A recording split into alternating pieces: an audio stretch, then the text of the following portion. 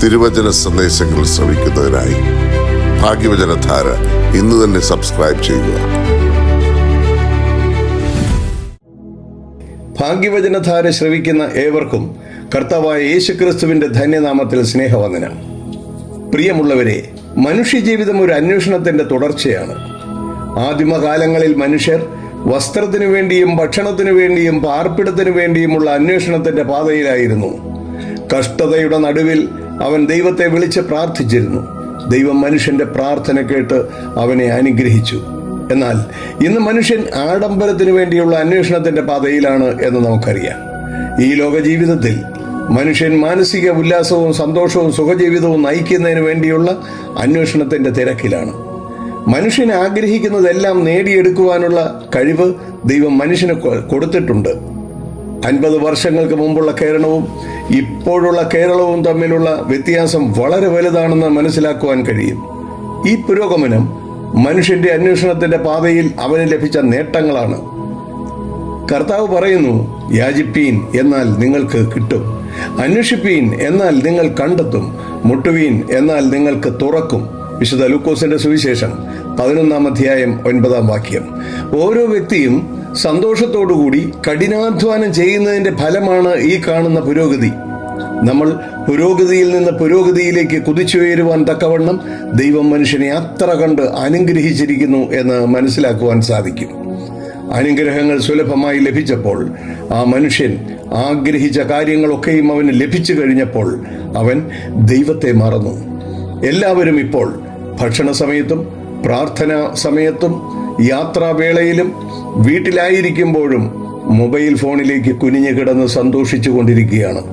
സ്വന്തം മാതാപിതാക്കളോ മക്കളോ തൊട്ടടുത്ത് മറിഞ്ഞു വീണ് കിടന്നാലും കാണാത്ത ഒരവസ്ഥയിലേക്ക് എത്തിയിരിക്കുന്നു.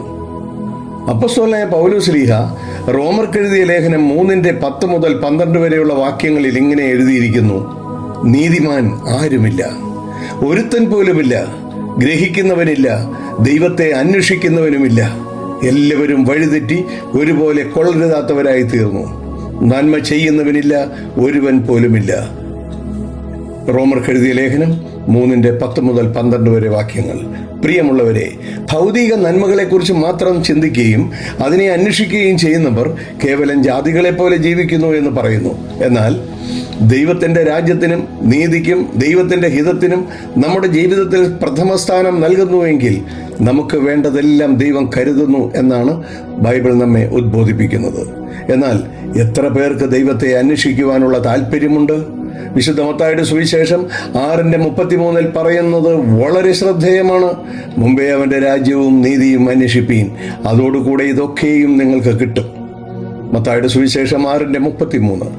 ദൈവത്തെ ആദ്യം അന്വേഷിക്കുന്നവർക്ക് ആവശ്യമുള്ളതെല്ലാം ദൈവം നൽകുന്നു. അബ്രഹാം ദൈവത്തിൽ ആശ്രയിച്ച് ദൈവ നീതി അനുസരിച്ച് ജീവിച്ചു. ദൈവം അബ്രഹാമിനെ സമൃദ്ധിയായി അനുഗ്രഹിച്ചു. ദാവീദും ശലോമോനും ദൈവനീതി അനുസരിച്ച് ജീവിച്ചതിനാൽ ദൈവം അവരെയും അവരുടെ കാലത്ത് ജീവിച്ചിരുന്നവരെയും അനുഗ്രഹിച്ചു.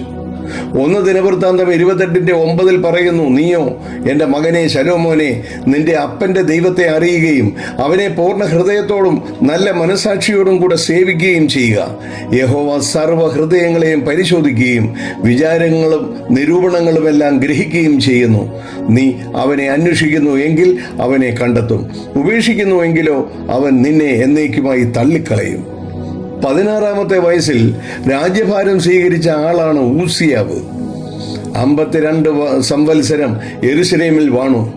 തൻ്റെ അപ്പനായ അമസ്യാവ് ചെയ്തതുപോലെയൊക്കെയും യഹോവയ്ക്ക് പ്രസാദമായുള്ളത് ചെയ്തു. ദൈവഭയത്തിൽ അവനെ ഉപദേശിച്ചു വന്ന സെക്കരിയാവിൻ്റെ ആയുഷ്കാലത്ത് അവൻ ദൈവത്തെ അന്വേഷിച്ചു. അവന് യഹോവയെ അന്വേഷിച്ച കാലത്തോളം ദൈവം അവന് അഭിവൃദ്ധി നൽകി. 2 ദിനവൃത്താന്തം 26-ാം അധ്യായം വായിക്കുമ്പോൾ ഈ കാര്യങ്ങളൊക്കെയും നമുക്ക് മനസ്സിലാക്കുവാൻ കഴിയും. പ്രിയമുള്ളവരെ, അപ്പോസ്തലപ്രവർത്തനം 17-ാം അധ്യായത്തിൻ്റെ 27-ാമത്തെ വാക്യത്തിൽ ഇങ്ങനെയാണ് പറയുന്നത്: അവർ ദൈവത്തെ തപ്പി നോക്കി, കണ്ടെത്തുമോ എന്ന് വെച്ച് ദൈവത്തെ അന്വേഷിക്കേണ്ടതിന് തന്നെ ദൈവം നമ്മിൽ ആർക്കും അകന്നിരിക്കുന്നില്ല താനും. എബ്രായ ലേഖനം 11:6 പറയുന്നത്: എന്നാൽ വിശ്വാസം കൂടാതെ ദൈവത്തെ പ്രസാദിപ്പിക്കുവാൻ കഴിയുന്നതല്ല.